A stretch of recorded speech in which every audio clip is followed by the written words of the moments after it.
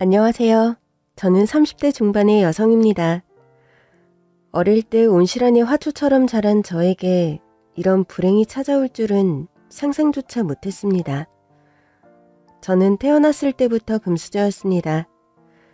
대저택의 잔디가 양탄자처럼 잘 정돈된 넓은 마당, 갖가지 꽃들과 나무들로 빽빽한 정원까지 그야말로 드라마에서나 봄직한 부잣집이었습니다.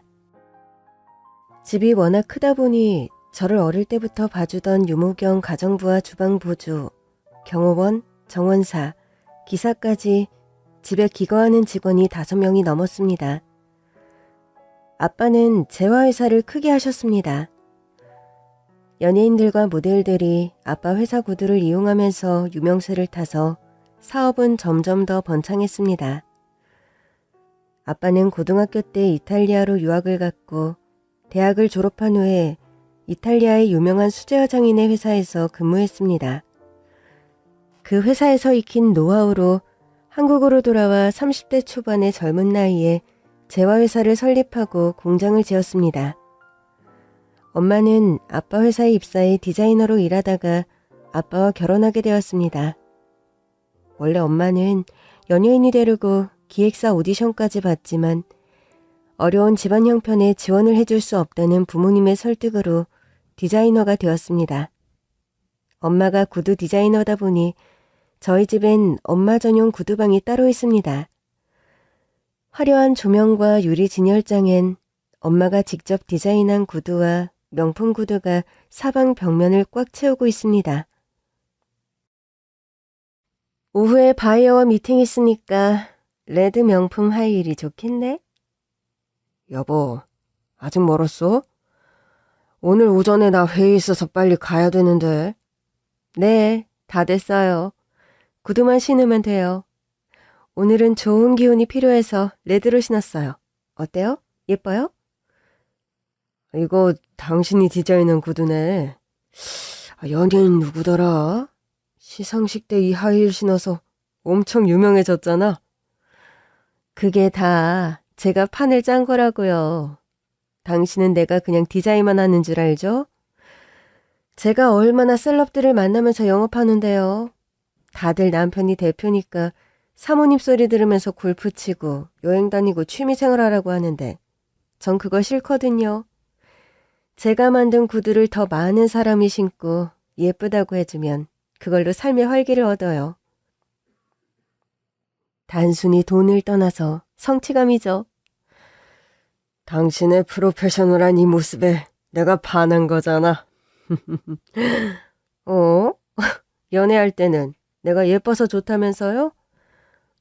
아주 예쁜 데다 일도 잘하니 여자 놓쳐선 안 되겠다 그런 거지. 나한테 어떻게 이런 복덩이가 왔는지 항상 고마워. 서로에게 끔찍한 부모님은 기사가 모는 세단 승용차를 타고 매일 출퇴근을 같이 했습니다. 항상 엄마 아빠는 바빠서 밤늦게 오는 날이 많았고 저는 하루 종일 거의 유모와 가깝게 지냈습니다. 아침에 일어나자마자 맨 처음 보는 얼굴도 유모였어요. 우리 공주님 잘 잤어요? 한이야, 어서 일어나서 양치하고 학교 가야지. 아줌마, 엄마는 벌써 출근했어요? 요즘 새 제품 출시한다고 많이 바쁘신가 봐. 아, 그렇구나. 난 엄마가 주말만이라도 쉬면서 같이 백화점 쇼핑도 하고 맛있는 것도 먹고 놀이공원도 가면 좋겠어요. 나 갓난아기 때도 유모가 나 기저귀 갈고 분유 먹이며 키웠다면서요.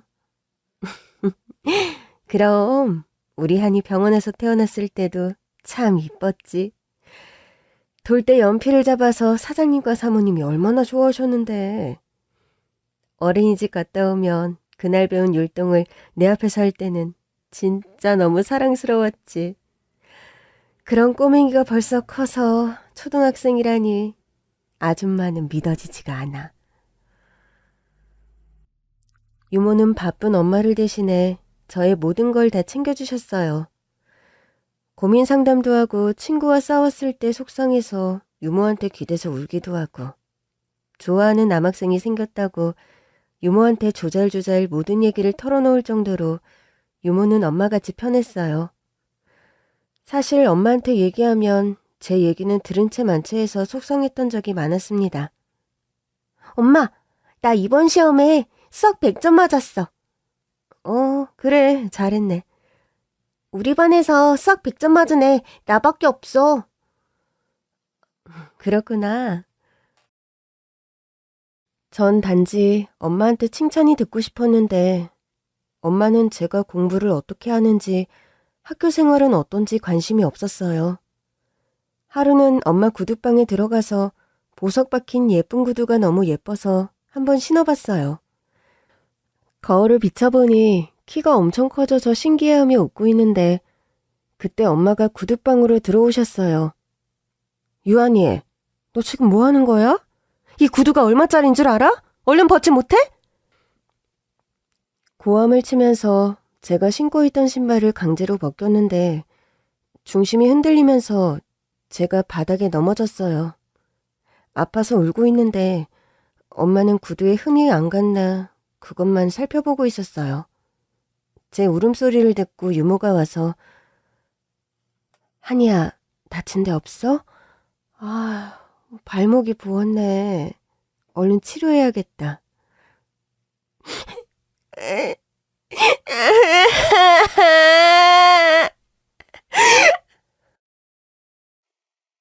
저는 유모를 보니까 더 소름이 복받쳐서 한참을 울었어요. 아줌마, 이 구두방에 아무도 못 들어오게 잘 관리하라고 했잖아요. 저 구두가 몇백만 원짜리라고요. 한이 너! 이 방 근처엔 얼씬도 하지 마. 알았어?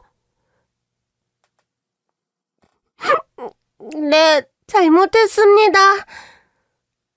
사모님, 제가 이 방 관리를 잘못해서 그런 거니 한이 너무 야단치지 마세요. 어린 게 얼마나 놀랐겠어요. 지금 넘어지면서 접질렸는지 발목이 부었더라고요. 아줌마가 치료해주세요. 그리고 내가 한이 엄마예요. 내가 내 딸 훈육하는 건데 왜 아줌마가 이래라 저래라는 거예요? 지금 도가 지나친다고 생각하지 않아요? 유모는 저를 얻고 나가서 약도 바르고 찜질을 해줬어요. 아줌마가 우리 엄마면 좋겠어요. 엄마는 날 사랑하지 않는 것 같아요. 아니야, 그게 무슨 말이야. 엄마는 한이를 누구보다도 사랑해. 근데 요즘 너무 바빠서 신경이 예민해져서 그런 거야. 발목은 괜찮니? 네, 이제 안 아파요. 저 오늘 아줌마 방에서 자도 돼요? 그러자.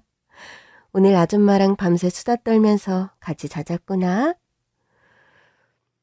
그날 밤 아줌마 방에서 자면서 많은 얘기를 했어요. 아줌마는 어떻게 우리 집에 오게 됐어요? 돈이 많이 필요해서 공장에서도 일해보고 식당 일도 해봤는데 돈이 모아지지 않았어.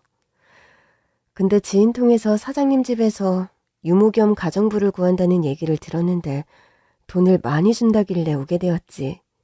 사장님이 워낙 좋으셔서 명절 때는 보너스도 두둑이 주시고 아줌마 생일 때 소고기도 보내주시고 참 잘해주시잖아. 이 집에 오면서 아줌마가 많이 행복해. 그렇군요. 맞아요. 아빠는 엄마하고 다르게 정도 많고 따뜻해요. 그럼 아줌마 남편은 뭐 하세요? 아줌마 남편은 몸이 많이 아파서 지금 병원에 있는데 수술비가 없어서 지금 수술을 못하고 치료비가 밀려서 곧 병원에서 나와야 될 것 같아. 돈이 없어서 수술을 못하는 건 말이 안 돼요. 어떻게든 치료부터 해야 되잖아요. 내가 너한테 별말을 다 한다. 아줌마가 열심히 더 돈 벌어야지. 아줌마는 결혼과 동시에 남편이 지병이 있어서 돈벌이를 못해서 아줌마 혼자서 일해서 생활비를 벌었습니다. 행여나 남편 병이 유전될까봐 아이를 안 가지기로 했고 간절히 아이를 원했던 아줌마는 너무 괴로워서 혼자서 많이 울었다고 합니다. 그래서 더 저를 딸이라고 생각하고 잘해줬나 봅니다. 아줌마의 딱한 사연을 듣고 저는 아빠에게 부탁을 해봤습니다. 아빠는 내가 세상에서 제일 소중하다고 했지. 내가 하고 싶은 거 다 해준다고 했지? 아유, 그럼 우리 공주님이 하늘에 별을 따다 달라 해도 아빠는 따줄 수 있지. 이런 얘기 하는 거 보니까 아빠한테 뭐 말하고 싶은 게 있나 보네. 아줌마 남편이 지금 많이 아파서 병원에 있는데 돈이 없어서 수술을 못하고 있대. 입원비도 밀려서 곧 병원에서 나와야 된대. 아빠가 그 아저씨 치료할 수 있게 도와주면 안 돼? 아니야. 그게 그렇게 쉬운 일이 아니야. 난 아줌마에게 일한 만큼 공정하게 보수를 주는 고용인이야. 그렇게 사적으로 도움을 주는 건 계약에 위반된 사항인 거야. 아빠, 아줌마는 유모 이상으로 날 많이 챙겨주셨어. 가족과 다름없다고. 엄마는 나한테 관심이 없어서 내 얘기도 잘 안 들어주고. 내가 얼마 전에 구두방에서 구두 신다가 엄마한테 야단 맞고 넘어져서 발목 다쳤는데도 엄마는 나 아프냐고 걱정하는 말 한마디도 없었어. 근데 아줌마가 나 약 발라주고 몇 시간 동안 뜨거운 물로 찜질해줘서 나았어. 뭐? 언제 그런 일이 있었어? 아빠한테 말해줬어야지. 발목 괜찮아? 아유, 속상해. 아줌마가 빨리 치료 안 해줬으면 많이 아팠을 거야. 다음날 날 박자마자 아줌마가 나 데리고 병원에 갔는데 의사 선생님이 초기에 치료를 잘해줘서 다행이었다고 하셨어. 아유, 그랬구나. 아줌마한테 뭐라고 감사의 말을 전해야 할지. 그래서 아줌마 도와달라는 거야. 아빠 돈 많잖아. 아줌마 이번 한 번만 도와줘. 나 그러면 공부도 더 잘하고 밥도 잘 먹고 엄마 아빠 말도 잘 들어서 꼭 훌륭한 사람 될게. 그래, 우리 한이가 이렇게 아줌마 생각하는 마음이 따뜻하니 아빠 마음이 더 흐뭇하네. 그래, 아빠가 도와줄게. 저는 너무 좋아서 소리를 질렀어요.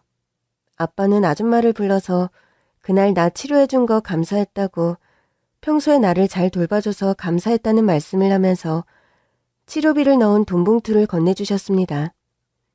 한이가 아주머니를 정말 좋아하더라고요. 아줌마 도와달라고 어찌나 사정을 하는지 제가 안 넘어갈 수가 없었어요. 한이야, 너가 정말 그랬니? 아줌마는 놀면서 너무 고맙다며 저와 아빠한테 큰절을 했어요. 사장님, 한이야, 이 은혜 절대 잊지 않겠습니다. 한이가 우리 남편 살렸어요. 며칠 후 아줌마 남편은 수술을 성공적으로 잘 끝냈고 점차 건강도 회복했습니다. 그 무렵 아빠 사업은 더 바빠져서 아빠는 지방 출장이며 해외 출장이 잦았습니다. 그러면서 엄마가 좀 달라지기 시작했습니다. 회사도 거의 안 나가고 출근하자마자 금세 집에 들어오는 날도 많았습니다. 집에 와서는 출근할 때 정장 차림이 아닌 노출이 심한 화려한 원피스로 갈아입고 향수를 진하게 온몸에 뿌렸습니다. 단정하게 빗어올린 머리는 풀고 립스틱도 빨간색으로 발라서 그 모습이 낯설게 느껴졌습니다. 엄마, 어디 가세요? 우리 제품 거래처인 회사에서 오늘 패션쇼가 있다고 초대받았거든. 거기에 연예인들도 많이 오고 재벌 사모님들도 오니까 외모에 신경 써야 돼. 엄마, 괜찮니? 네, 엄마는 예쁘고 날씬해서 항상 예뻐요. 그래? 내가 오늘 신경 좀 썼지. 귀걸이는 사파이어가 나을까, 다이아몬드가 나을까? 자, 아줌마, 이리 와보세요. 네, 사모님, 부르셨어요? 귀걸이 2개 중에 어느 게 더 붙이나요? 글쎄요. 제가 보석은 잘 몰라서. 다이아몬드가 낫지 않을까요? 아, 이거 너무 노티나지 않아? 아, 나 나이 들어 보이는 거 딱 질색인데. 어린 연예인들 많이 오는데 늙어 보이면 안 되잖아. 아, 왜 그렇게 감각이 없어? 아니다. 내가 아줌마 같은 사람한테 봐달라고 한 게 잘못이네. 가보세요. 한이 저녁밥 먹이고 일찍 재우세요. 밤늦게 TV 보게 하지 말고요. 한이 TV 안 보는데요. 책을 워낙 좋아해서 항상 밤늦게까지 책 읽어요. 그래? 한이 TV 안 보니? 몰랐네. 뭐 그럼 됐고. 암튼 늦으니까 애 빨리 재우고 문단속 잘하세요. 한이 아빠 오늘 안 온다니까요. 네, 사모님. 걱정 말고 다녀오세요. 늦는다던 엄마는 그날 밤에 집에 들어오지 않았습니다. 다음날 오전에 술 냄새를 풍기며 들어와서 씻지도 않고 침대에 풀썩 누워서 잠들었습니다.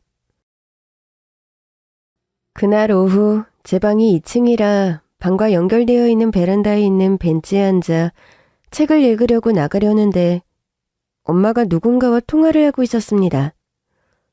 미스터 강, 어제 무대에서 정말 멋졌어. 무대에서 딱 나를 봤는데 후광이 느껴졌다는 거 진짜야? 바람둥이들이 흔히 하는 거짓말 아니야? 아니에요. 누님 진짜 아름다웠어요. 옆에 연예인들 쭉 앉아 있었잖아요. 제 눈에는 누님밖에 안 보이더라고요. 그런 게 첫눈에 반한다고나 할까? 그래서 무대 끝나자마자 나한테 와서 술 한잔 하자고 했구나? 난 깜짝 놀랐지. 초면에 술 한잔 하자는 게 사기꾼 같았지 뭐야? 이렇게 잘생기고 멋진 사기꾼 보셨어요? 하긴 자기가 그날 모델 중에서도 제일 멋졌어. 나도 사실 한눈에 반했지. 어제 누님과 같이 했던 밤을 잊지 못할 거예요. 빨리 보고 싶어요. 이제 겨우 하루 못 봤는데 벌써 보고 싶어? 나 오늘은 집에서 할 일이 좀 있어서 안 돼. 그럼 제가 누님 집 근처로 갈까요? 정말? 그러면 난 좋지. 애들 아빠 지금 해외 출장 가서 이번 주말에 오니까 주소 문자로 보내줄 테니까 도착하면 문자해. 집에 일하는 직원들 많으니까 그래도 눈에 안 띄게 조심해야 되니까 절대 전화하면 안 돼. 그럼요. 그건 기본이죠. 도착하면 문자 보낼게요. 전화를 끊은 엄마는 행복한 표정으로 웃음이 멈춰지질 않았어요. 저는 직감적으로 엄마가 모델 남자와 만나고 있다는 걸 알게 되었습니다. 이 얘기를 유모 아줌마에게 해야 되나 많이 망설였습니다. 하지만 이 사실을 아빠가 알면 너무 괴로워할 것 같아서 저 혼자만 알고 있기로 했습니다. 그날 오후가 되니 엄마는 휴대폰 문자를 보면서 아줌마! 아줌마 마트에 장 보러 가서 없어요. 엄마 어디 나가세요? 바이어와 급한 약속이 생겨서 갔다 올게. 늦을 수도 있으니까 기다리지 말고 자. 엄마, 오늘도 안 들어오나요? 뭐? 엄마가 맨날 외박한 것처럼 얘기하네? 얘 좀 봐. 비즈니스로 사람 만나다 보면 술도 마시고 출장도 가야 되고 그래서 그런 거지. 너 행여나 아빠한테 나 집에 안 들어온 거 얘기하면 혼난다. 절대 얘기하면 안 돼? 네, 얘기 안 할게요. 엄마는 빨간 하이힐에 빨간 원피스를 입고 콧노래를 부르며 나갔습니다. 왠지 그 뒷모습이 너무 낯설었고 눈물이 났습니다. 우리 엄마가 아닌 것처럼 느껴졌으니까요. 집 근처라 엄마는 동네 골목 끝에 있는 카페에서 남자를 만났고 마침 집으로 오던 유모 아줌마가 그 광경을 봤습니다. 다정하게 옆자리에 앉아 어깨에 머리를 기댄 엄마를 보며 아줌마는 혹시 몰라서 휴대폰으로 사진을 찍었습니다. 그리고 카페 밖에서 기다리다가 두 사람이 걸어서 호텔로 들어가는 것을 목격하고 사진을 찍었습니다. 다음날 아줌마는 그 사진을 엄마에게 보여주며 사모님, 사장님 안 계실 때마다 계속 외박하고 지금 다른 남자 만나고 있는 거 압니다. 같이 있는 거 찍은 사진이에요. 사장님과 하니 생각해서 빨리 정리해 주십사 하는 마음에서 보여드린 거예요. 아니, 아줌마 미쳤어? 나 미행했어? 이런 걸로 협박해서 돈 뜯어내려고 그런 거야? 아줌마가 뭔데 내 사생활에 이래라 저래라 하는 거야? 절대 그런 거 아니에요, 사모님. 저는 누구보다 사장님 존경하고 한이 사랑하니까 이 행복한 가정이 안 깨졌으면 하는 바람에서 말씀드리는 거예요.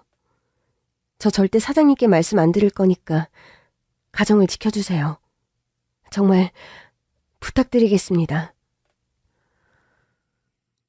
아줌마는 엄마 앞에서 무릎을 꿇고 눈물로 호소했습니다. 하지만 엄마는 아줌마의 부탁에도 더 과감하게 그 남자를 만났고 심지어 회사 돈에도 손을 댔습니다. 그 남자가 엄마에게 옷가게를 열고 싶다고 새 아파트로 이사가고 싶다면서 돈을 요구했고 엄마는 그 남자에게 빠져 물불 안 가리고 돈을 다 퍼준 겁니다. 회사 장부를 살피던 아빠가 이상해서 비서를 캐물었고 대표님, 사모님이 그동안 대표님께는 비밀로 하라면서 돈을 안 보내주면 저를 해고시킬 거라고 겁을 주셔서 어쩔 수 없이 송금해드렸습니다. 죄송합니다. 대체 얼마나 준 겁니까? 10억 정도 됩니다. 네? 그게 말이 돼요? 또 뭐 요구한 거 없습니까? 그리고 사모님께서 다른 사람한테 비밀로 하고 아파트 계약을 저한테 맡기셨어요. 이게 아파트 계약서입니다. 아파트를? 이름이 강지연? 전혀 모르는 사람인데. 알았어요. 나머지는 내가 알아볼 테니까 김 비서는 다른 직원들한테 절대 비밀로 해주십시오. 문을 열고 나오니 이 회사에서 같이 일하는 삼촌이 당황하며 서 있었습니다. 너가 무슨 일로? 형한테 보고할 게 있어서 막 들어가려던 참이었어. 뭔가 심각한 얘기했나 봐? 아니야. 나 지금 좀 바빠서 나중에 얘기하자. 그래, 형. 일 봐. 삼촌은 형보다 공부도 많이 못하고 할머니 할아버지한테 인정을 못 받고 늘 아빠한테 자격지심이 있었습니다. 매번 하는 사업도 다 망하고 어쩔 수 없이 아빠가 회사에 자리 하나를 마련해 임원직으로 일하고 있었던 겁니다. 일주일쯤 후 아빠는 엄마를 방으로 불렀습니다. 이 남자 누구야? 아빠는 엄마와 상간남이 함께 있는 사진 여러 장을 바닥에 뿌렸습니다. 아빠는 증거를 잡으려고 심부름 센터에 의뢰해서 엄마 뒤를 밟았던 겁니다. 이 사람 우리 회사 거래처 모델이에요. 일 때문에 만난 건데 왜 이런 걸 사진 찍었어요? 당신 이상한 상상하는 거 아니죠? 이름은 강지연. 당신이 모델한테 아파트도 하나 사줬다던데 외제차도 사주고 레스토랑도 하나 차려줬더군. 그리고 호텔도 같이 드나들고. 어떻게 나 몰래 딴 남자랑 바람 피울 수가 있어? 여보, 오해해요. 아니에요.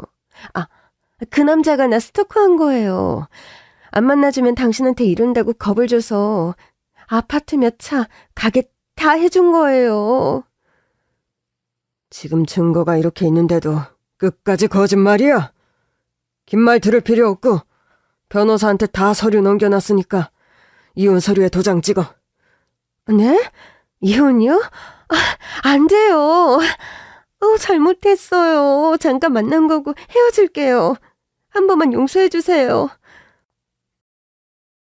어떻게 엄마라는 사람이 애는 밥을 먹는지 다쳤는데도 본체만 체하고 외박하고 딴 남자한테 정신 팔려서 우리 딸을 나 몰라라고 내팽개친 게 너무 화가 나. 당장 내 집에서 나가. 엄마는 울며불며 빌었지만 결국 이혼하게 됐습니다. 엄마와 이혼한 후에 아빠는 괴로운지 한동안 술에 취해서 집에 들어오는 날이 많았습니다. 그러다가 집에 안 들어오는 날이 많아졌고 유모는 저를 더욱더 챙겨줬습니다. 그러던 어느 날 술이 많이 취해서 들어온 아빠가 고래고래 소리를 지르더니 거실에 있는 소파를 발로 차고 화분을 깨트리며 난동을 피웠습니다. 경호원이 와서 힘으로 제 앞에서 말렸고 아빠는 저항하면서 더 소리를 질렀습니다. 한 번도 본 적 없던 아빠의 모습에 저는 무서워서 울었고 유모는 저를 꼭 안아주며 한이야, 아빠 무서워하지 마. 엄마와 헤어지고 많이 힘드신가 봐. 한이가 아빠 마음 잘 이해해 줄 수 있지? 회사 일은 뒷전이고 매일 술집에 드나들던 아빠는 술집에서 소란을 피워 경찰서에 끌려가기도 했습니다. 알코올 중독으로 회사 일도 못 볼 정도로 피폐해졌고 심지어 저한테도 고함을 지르며 예전에 그 따뜻하고 자상한 아빠의 모습을 다시 볼 수 없었습니다. 하루는 밤늦게까지 아빠가 연락이 안 돼서 아줌마와 동네를 찾아다녔고 술에 취해 공원 벤치에 누워서 자는 아빠를 발견했습니다. 아빠, 이 추운데 왜 여기서 자? 전화는 왜 안 받아? 초라한 아빠를 보니 속상해서 눈물이 주르륵 흘렀습니다. 우리 딸이네. 아줌마, 우리 딸 좋아하는 우동 맛있게 만들어주세요. 사장님, 얼른 일어나세요. 집에 가셔야죠. 술에 취해 몸도 못 가누고 횡설수설하는 아빠를 아줌마와 제가 부축하기에는 힘에 부쳐서 아줌마가 남편에게 전화를 걸었습니다. 여보, 지금 사장님 집 근처 공원으로 와요. 사장님 술에 많이 취해서 같이 모시고 가야 될 것 같아요. 조금 후에 아줌마 남편이 오셔서 아빠를 부축해서 집에 갈 수 있었습니다. 아, 너가 한이구나. 너 얘기 많이 들었단다. 안녕하세요. 아저씨, 몸은 이제 괜찮으세요? 그럼 한이 때문에 아저씨 건강해졌어. 너가 사장님께 부탁해서 수술비도 대주셨다는 얘기 들었어. 정말 고마워. 아니에요. 아줌마가 엄마처럼 저 잘 돌봐주셔서 가족 같은 생각이 들었어요. 아줌마가 베풀어준 사랑에 비하면 아무것도 아니에요. 아유, 말하는 것도 어쩜 이렇게 이쁘니? 아저씨가 한이한테 신세 입었으니까 한이 원하는 거 다 들어줄게. 그렇게 아저씨는 집에 자주 오셔서 같이 배드민턴도 치고 공놀이도 하면서 많이 놀아주셨어요. 같이 햄버거 먹으러도 가고 제가 좋아하는 만화 영화 보러 극장에도 같이 갔어요. 예전에 아빠가 그랬던 것처럼 인자하고 따뜻하신 분이셨습니다. 아빠는 더 상태가 안 좋아져서 직원들에게 연락을 안 하고 혼자 술 마시러 가는 일이 잦았고 어느 추운 겨울날 길거리에서 잠든 채로 세상을 떠났습니다. 아빠 장례식을 치르자마자 삼촌은 아빠 회사를 가로채 대표가 되었습니다. 그리고 저를 양육하는 조건으로 저희 집 재산을 다 가져갔습니다. 그리고 부모님과의 추억이 있는 이 집을 팔아서 아줌마 아저씨와 헤어져야만 했습니다. 나 아줌마 아저씨랑 살고 싶은데 그렇게 안 돼요? 삼촌 집에서 살기 싫어요. 한이야, 우리도 삼촌한테 부탁했는데 삼촌이 안 된대. 한이 착하니까 삼촌 집에서 사랑받으며 잘 지낼 수 있을 거야. 힘들 때마다 아줌마한테 전화해. 우리 한이 보고 싶어서 어떡하니? 여보, 한이가 어디 가는 것도 아니고 삼촌이 우리보다 잘 돌봐주겠지. 너무 걱정하지 마. 한이야, 공놀이 하고 싶을 때, 햄버거 먹고 싶을 때 아저씨한테 전화해.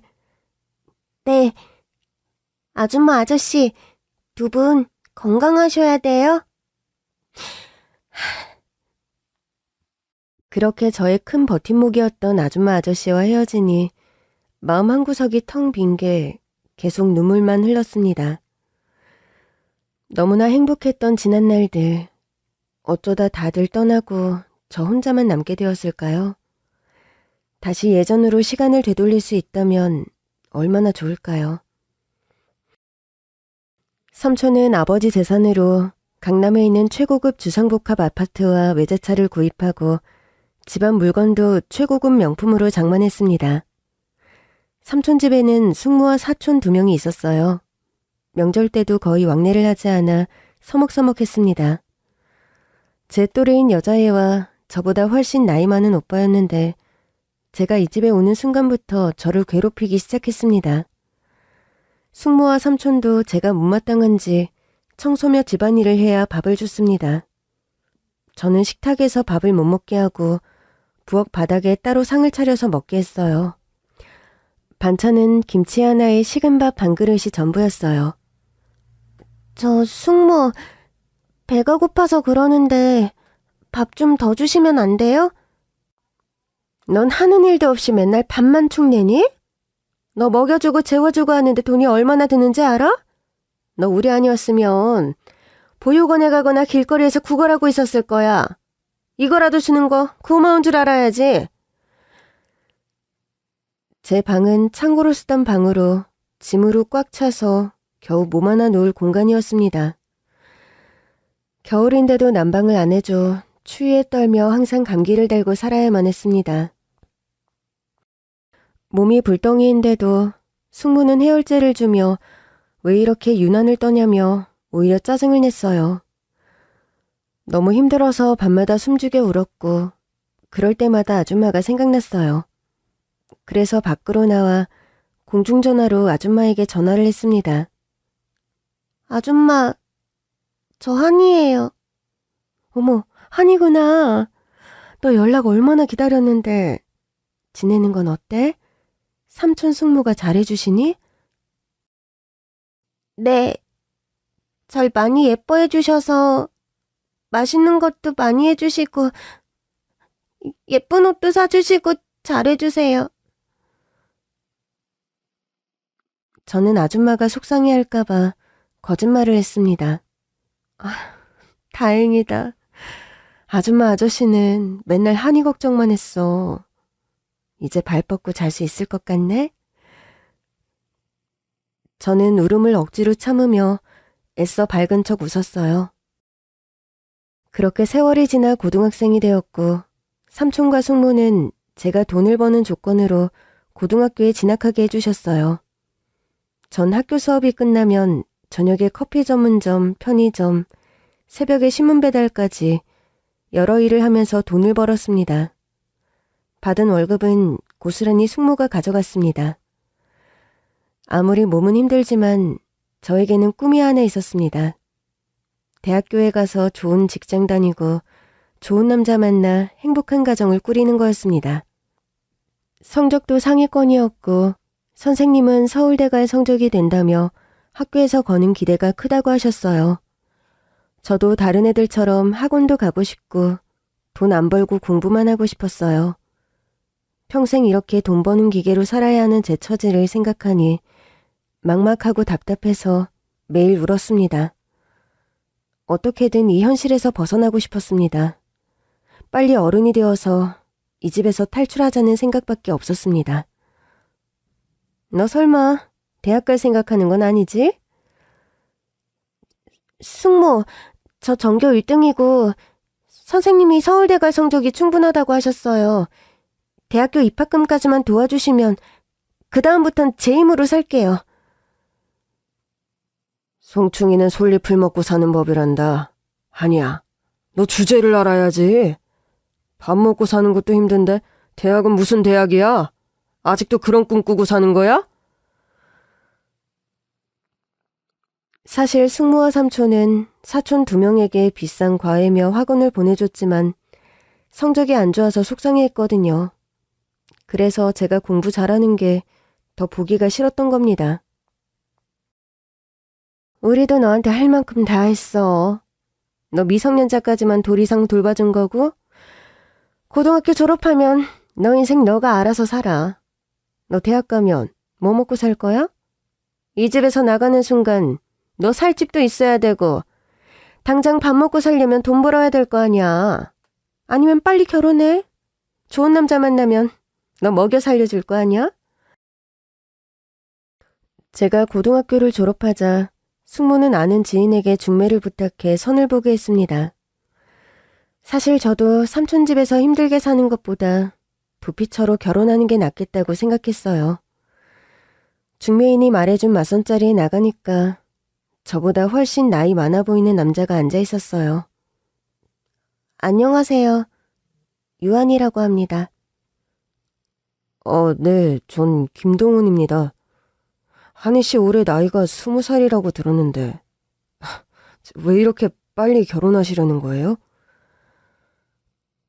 제가 부모님이 안 계시고 형제도 없어서 빨리 가정을 꾸려서 행복하게 사는 게 꿈이었어요. 가족의 따뜻한 정이 많이 그리웠거든요. 그러시군요.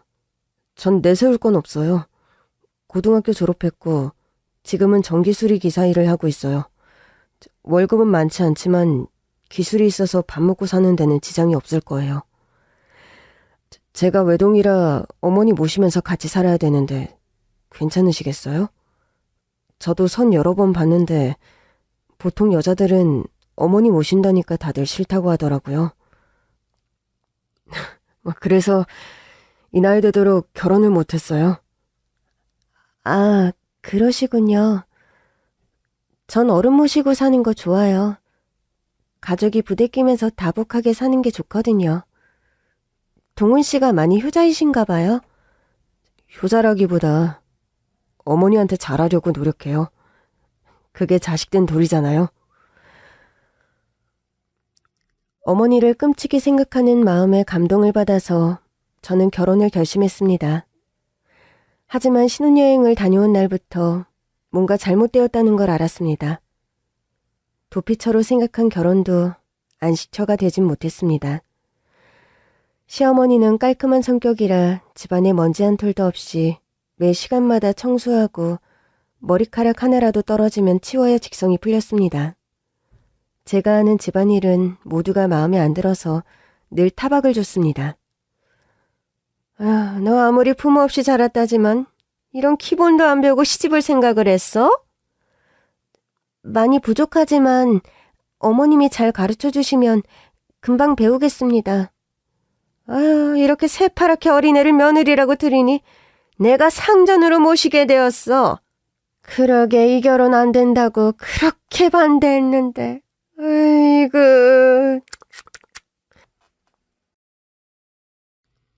어머니, 며느리 좀 예쁘게 봐줘요. 고하나 다름없이 외롭게 자랐다잖아요. 불쌍하잖아요. 저도 불쌍해서 데리고 사는 거예요. 아니, 그게 무슨 말이에요? 제가 불쌍해서 결혼한 거예요? 사실 이제 와서 못할 말도 없고 다 말할게. 당신 삼촌이 나 가게 하나 차려준다고 돈을 주더라고. 그러면서 당신하고 결혼하라고. 나도 나쁠 거 없겠다 싶어서 결혼한 거지. 삼촌이 돈을 줬다고요? 그럼 절 돈 주고 당신한테 판 거예요? 에이, 팔았다는 표현은 좀 그렇고 혼수 비용을 줬다. 그렇게 생각해. 남편은 저를 사랑하는 마음이 전혀 없이 돈 때문에 결혼을 한 거고 시어머니도 그 사실을 알고 저를 며느리로 생각하기보다 집안이라는 가정부처럼 대했던 겁니다. 시어머니는 남편은 힘들게 일하는데 제가 집에서 먹고 논다고 못마땅해 했습니다.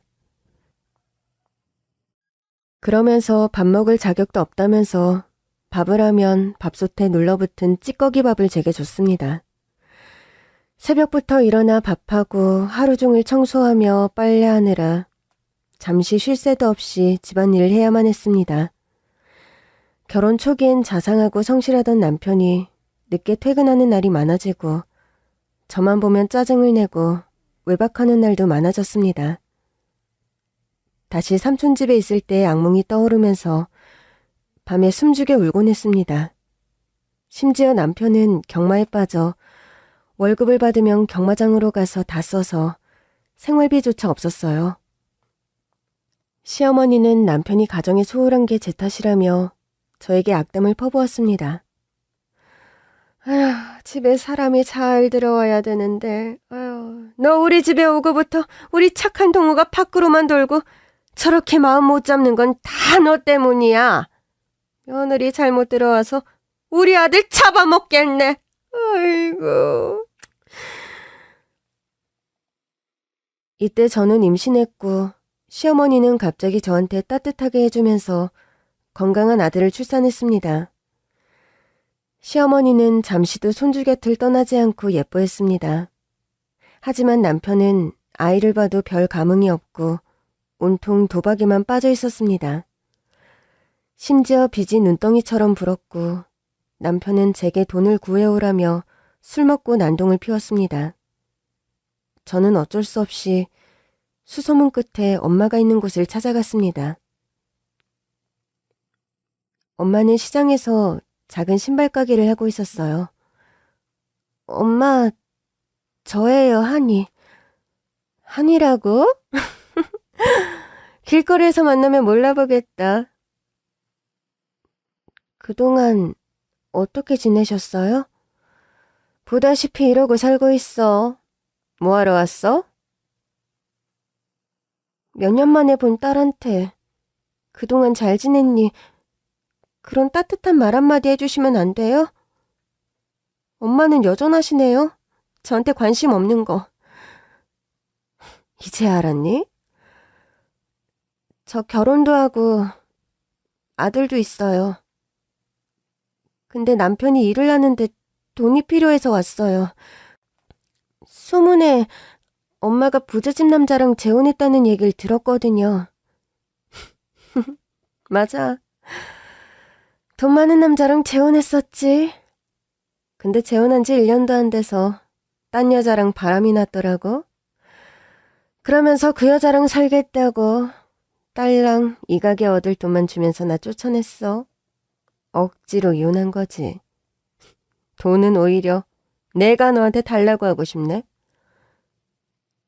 엄마, 우리 지금부터라도 서로 연락하고 왕래하면서 지내면 안 돼요? 얘가 왜 이래? 엄마 죽었다고 생각하고 너가 알아서 살아. 나 살기도 힘들다고. 돈 줄 거 아니면 가. 엄마, 너무하시네요. 저도 이제 엄마 없다고 생각하고 살게요. 남보다 못한 엄마에게 상처를 입은 저는 오직 아들만 바라보며 이악 물고 살았습니다. 공장을 다니며 생활비를 벌었고 남편은 다니던 직장도 그만두고 맨날 도박에 빠져 외박하는 날이 부쩍 많아졌습니다. 그리고 집 나간 지 3개월 후에 돌아온 남편은 갑자기 저보고 이혼해달라고 합니다.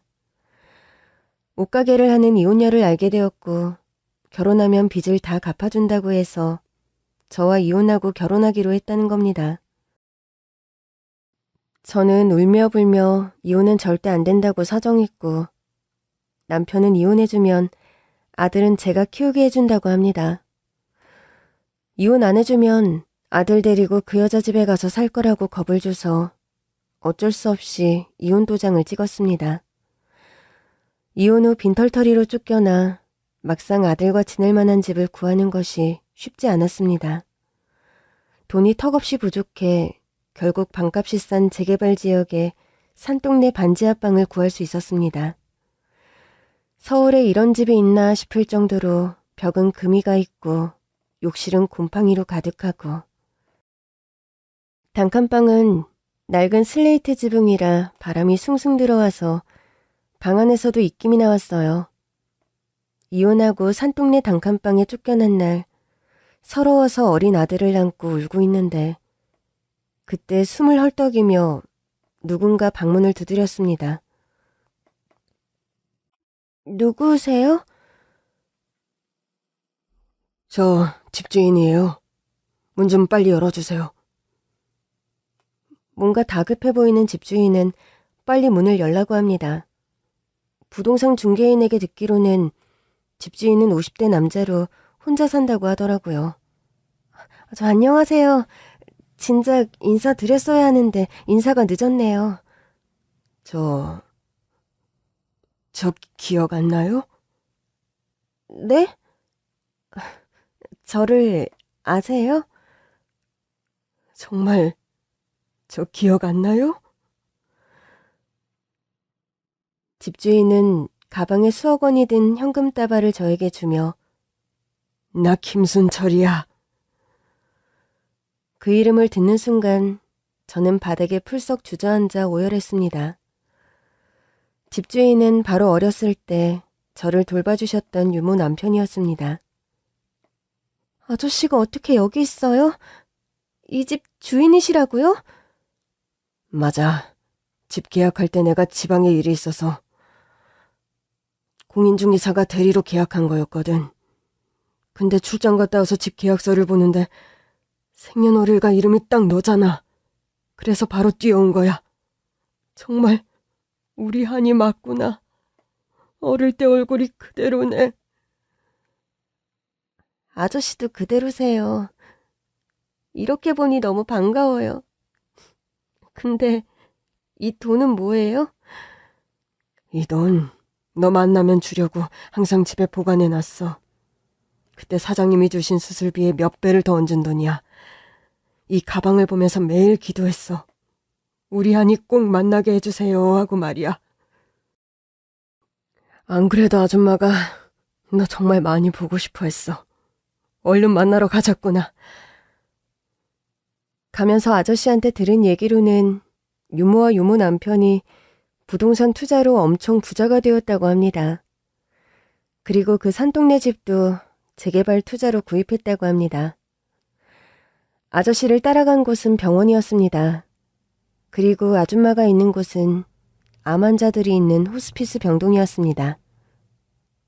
아줌마, 저 아니에요. 아니야, 한이가 어른이 다 되었구나. 핏기 없는 얼굴에 항암 치료로 머리카락이 없이 털모자를 쓰고 환히 웃으시는 아줌마를 보니 눈물이 왈칵 쏟아졌습니다. 한이야, 아줌마가 우리 한이 정말 많이 찾아다녔어. 너 삼촌 집에 가고 통화한 게 마지막으로 너 연락이 안 되더라고. 전화번호도 바뀌고. 삼촌 집도 모르고 몇 년을 수소문했는데 너 알만한 곳을 다 찾아봤는데도 못 찾았었는데 이렇게 우연히 만나다니. 아줌마는 저를 꼭 안아주시며 오열을 했습니다. 지금이라도 널 보게 되어서 여한이 없어. 그동안 많이 힘들었지. 아줌마가 널 빨리 찾았어야 했는데. 아줌마한테 그동안 제가 살아왔던 얘기를 했고 이혼 후 아들과 살고 있다고 하니 아줌마 집에서 같이 살자고 합니다. 아줌마 집은 어릴 때 제가 살던 집처럼 엄청 큰 대저택이었습니다. 와, 아줌마 엄청 부자시네요. 근데 어릴 때 살던 저희 집과 집 구조가 비슷한 것 같아요. 맞아. 사장님 집에 살 때 우리 행복했잖아. 그래서 너와 함께 지냈던 좋은 기억을 간직하고 싶어서 일부러 그때 집과 비슷하게 해서 새로 지은 집이야. 마당에 있는 나무며 정원, 집 현관문, 너 있던 2층 방과 거실 다 똑같지? 맞아요. 옛날 집 그대로예요. 어떻게 이런 일이... 아니야. 이제 이 집에서 우리 행복하게 살자.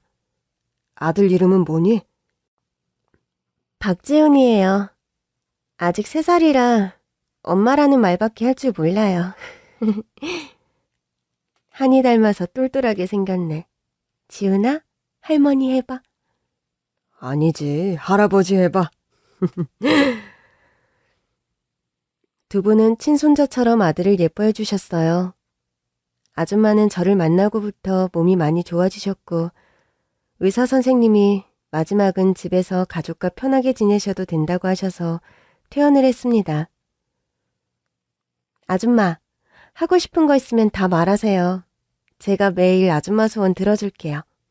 정말? 내 소원 다 들어준다고 했지? 그럼, 첫 번째 소원부터 들어줘. 너 어릴 때부터 공부도 잘하고 고등학교 때도 전교 1등하며 공부 잘했다고 했잖아. 지훈이는 내가 봐줄 테니까 올해 시험 쳐서 대학에 꼭 합격해. 아줌마도 참, 제가 무슨 대학에 들어가요. 말도 안 돼요. 공부하는데 나이가 무슨 상관이야? 아직 훈이 엄마 나이도 젊고 한창인데. 그동안 못해본 거 다 할 수 있도록 우리가 도와줄게. 정말 감사해요. 그리고 두 번째 소원은 우리 가족 사진 촬영하는 거. 한이야, 너한테 우리는 엄마 아빠잖아. 지훈이는 내 손주고. 우리 네 식구 가족이 되어서 아줌마는 너무 행복해.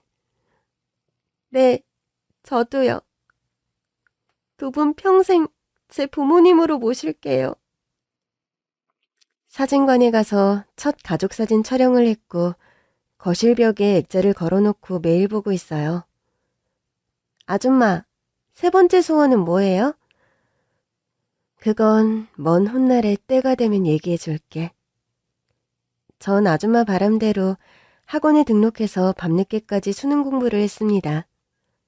마치 학창시절로 돌아간 것처럼 공부하는 게 재미있었어요. 아줌마와 아저씨가 하루 종일 지훈이를 봐주셔서 마음 편히 공부할 수 있었죠. 다행히 예전에 공부했던 게 새록새록 떠올라서 모의고사 성적이 좋았습니다. 저는 마치 어릴 때처럼 아줌마한테 자랑을 했어요.